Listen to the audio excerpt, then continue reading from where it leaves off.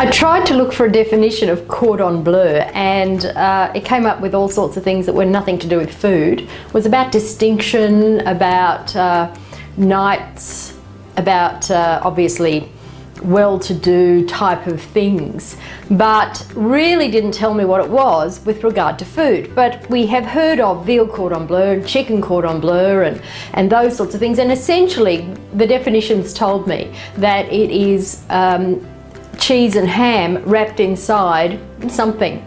So we're going to make veal cordon bleu today, and I don't really have any more of a definition than that, which is really interesting. But it's sort of an involtini. That is another term for things wrapped inside something else. And you can use vegetables as the casing, you can use meat like we're going to today. And this particular thing is a veal cordon bleu. So what I've got here is some beautiful pieces of veal. Now, I've actually made this as well with a minute steak, which is a much less expensive cut of meat, and I have to say it worked really, really well. So don't feel compelled to buy veal if you don't like veal, or you feel that you don't want to eat veal for all sorts of other reasons. And it does work with chicken as well. The key behind this dish is having the meat that you're going to wrap your ham and cheese in very, very thin. So it's about pounding it. Now, when I bought mine yesterday, my butcher said, do you want me to do the pounding for you? Now, if I was making this just for guests for dinner or for myself, I'd probably say to him, yes, please, because two things happen when you pound meat. One is it makes a lot of noise, and two, it actually breaks up the meat in the process of doing it, and it sprays all over the place. So while I do this, Anthony's going to play a bit of music for you so it doesn't sound quite so bad and it keeps you occupied while I'm doing it. But let me show you the ingredients we're going to be using for this today. Now, a lot of people, when they make a cordon bleu, tend to saute it in a pan and leave the whole cooking process in the pan. In my experience, you end up burning it when you do that. So I tend to do a two-step process for my cooking. I will fry it off in the pan to brown the breadcrumbs that they're going to be coated in, and then I put them into the oven for that final cooking. And that way I ensure that the cooking is all the way through, that my coating stays nice and golden brown and doesn't go burnt, and the inside's not thoroughly cooked. So it's a much better result, and it gives you a chance while that's in the oven cooking to be able to prepare other bits and pieces, whatever vegetables you want to serve with it or whatever. So it gives you that little bit of time to do it. So let's have a look at the ingredients. Obviously first we've got our veal. Now the veal slices will be different from wherever you buy them, and ideally you want them to be a reasonable size, maybe about this size, you can see in my hands here, before you start, because once you pound it you're actually going to make that bigger, and we want it to be a little bit bigger than that.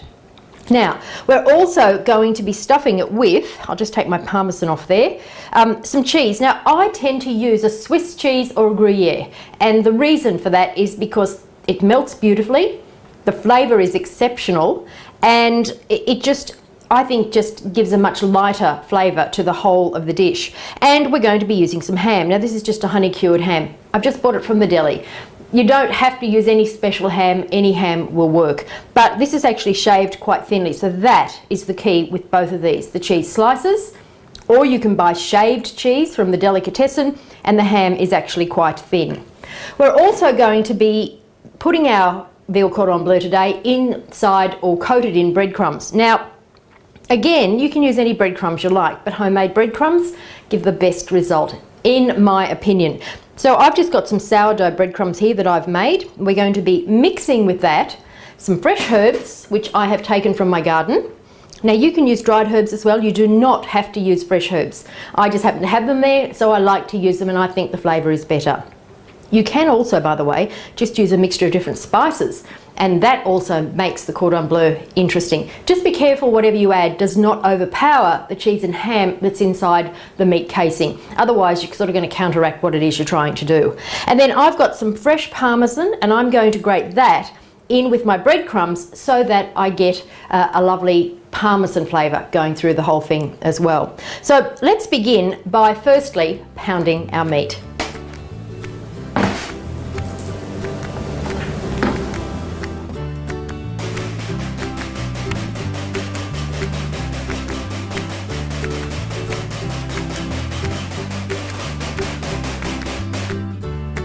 That was really loud. I'm glad that Anthony put the music up and put that down, because that would have deafened you, especially on my stainless steel bench here. All right, so now what we've got is, you can see, quite a large piece of veal that has been pounded. So I'm going to just prepare one of these to begin with, and then I'll prepare the others and we'll come back and we'll do the egg and breadcrumbs.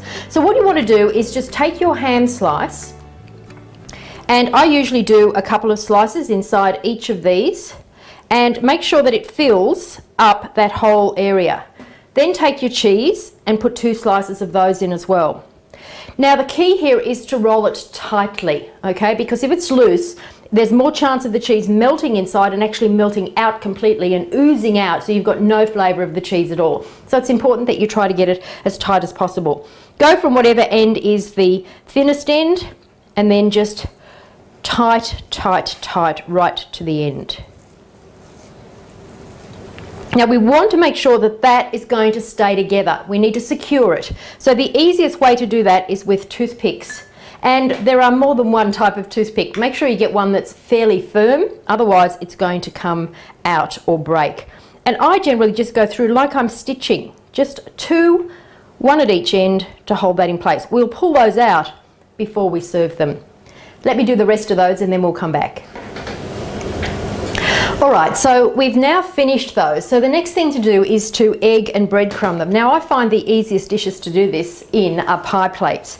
So just grab yourself a couple of plates that have got some sort of deepness to them. And we want to put the egg in one. Now it's just 1 egg that I've got, and I've just beaten it. And we want to do our breadcrumbs, which I put over here. Sorry. Okay, breadcrumbs into the other one, and into that we're going to mix our fresh herbs, or dried, whichever you want to use, and we're going to add into that our parmesan cheese. Now I don't tend to put salt and pepper in, although a lot of people do, and the only reason I don't is because it depends on the ham that you use, it depends on the parmesan cheese that you use. All of that can add quite a bit of flavour, and I find the salt and pepper is better to be added afterwards. Now I'm using a microplane, which is a fairly fine grater, or this particular one is. We want the parmesan not to be shaved, but to be as grated as possible. As great as possible, there you go, as great as possible. So we're going to just shave that in, or grate that in rather, to give it that extra flavour. Also experiment with the bread if you're making your own homemade breadcrumbs, because using sourdoughs and things like that can give all sorts of different flavour as well, which is actually quite nice. All right, so mix that in, and the next step then is to egg and breadcrumb our veal rolls, our cordon bleus. So I'll just move this over a little bit so you can see what I'm doing with my other camera there. Now let me just coat them all the way around, including the ends. All right, you want to make sure you get egg all over, into the breadcrumbs, and then just use your hands to bring the breadcrumbs around them. Otherwise, it's going to be sticky to do the turning. Try to get as much on the edges and all over the individual cordon bleus as you can. And repeat that for all 3, or however many you're making. It's important when you're doing this to make sure you have enough breadcrumbs for it to have a reasonable coating. If you skimp on the breadcrumbs, it won't have the amount of coating you want, and you won't get the same effect or the same flavour. All right, so now it's time to first fry them off so we get them nice and golden brown before we place them in the oven. So let's go to the cooktop and do that. Okay, so the first thing we want to do is add some oil or some butter or a mixture of both. Now my advice is that you do both, because the oil will actually stop the butter from burning, but the butter is going to give it a lot more flavour. So I've actually put my butter in, it's melting, and we're going to add a little bit of olive oil as well.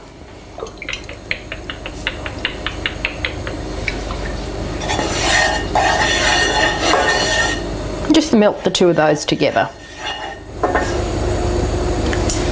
So now we want to add our cordon bleus into the pan. And allow them to cook until they brown, turning regularly.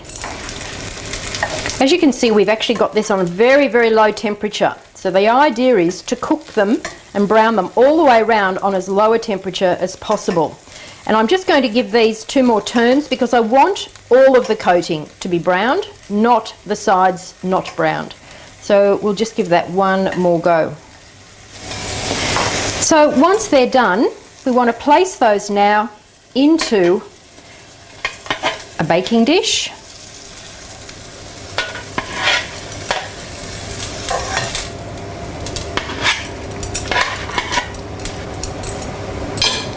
Heat off. And into the oven. Now we've got a moderate oven here. It's on fan forced, and I'm going to pop those in for about 15 minutes at the absolute most. And I will set my timer. All right, the cordon bleus are done. So let's take them out.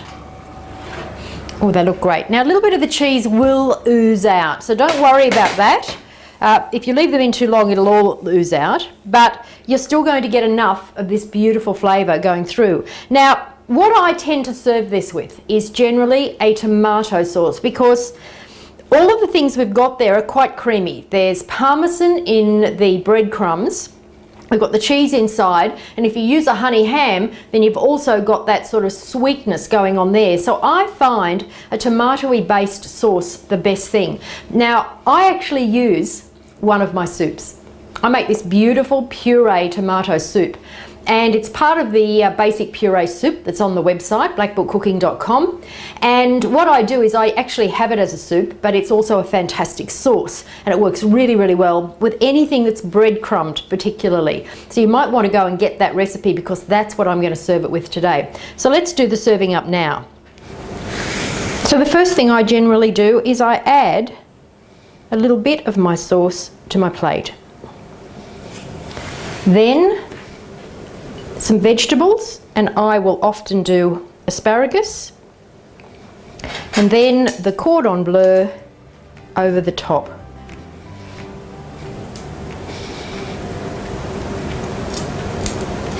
And finish it off with 1 ladle of the sauce.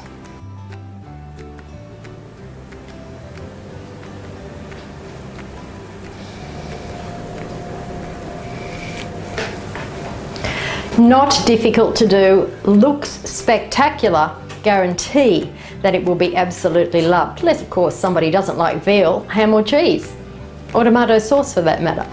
I hope you enjoyed today's show. I will look forward to seeing you again next time. Happy cooking. I'm Victoria Hanson. Bye for now.